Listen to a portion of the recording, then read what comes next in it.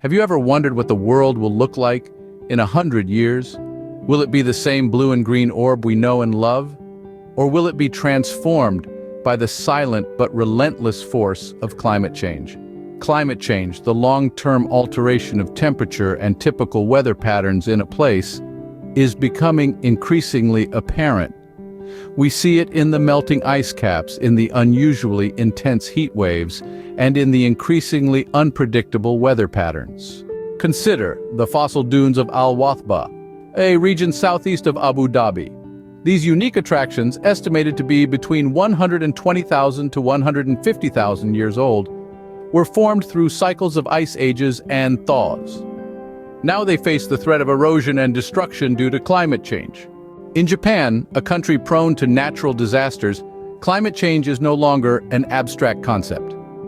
It's a reality that is affecting the bottom line of businesses. Japanese insurers, for instance, are struggling to estimate the potential rise in claim payments due to climate change. They are projecting a range of a 5 to 50% increase from current levels by the year 2050. While the physical manifestations of climate change are alarming, what's equally troubling is the spread of misinformation about it.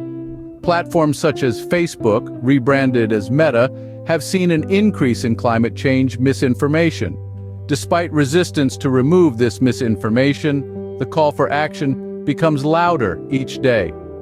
Experts argue that addressing climate misinformation should be given the same level of urgency as combating COVID-19 and election misinformation. But there's hope. Each one of us can play a part in combating climate change. It begins with awareness. Educate yourself about the realities of climate change. Understand the science behind it. Next, take action. Reduce your carbon footprint. Choose public transport or carpooling over driving. Switch off lights when they're not in use. Eat less meat. Recycle. Finally, use your voice. Speak up about climate change. Share credible information.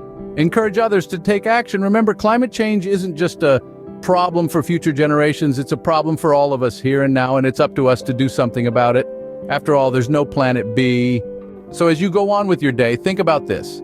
What kind of world do you want to leave for future generations, and what steps are you willing to take to make that world a reality?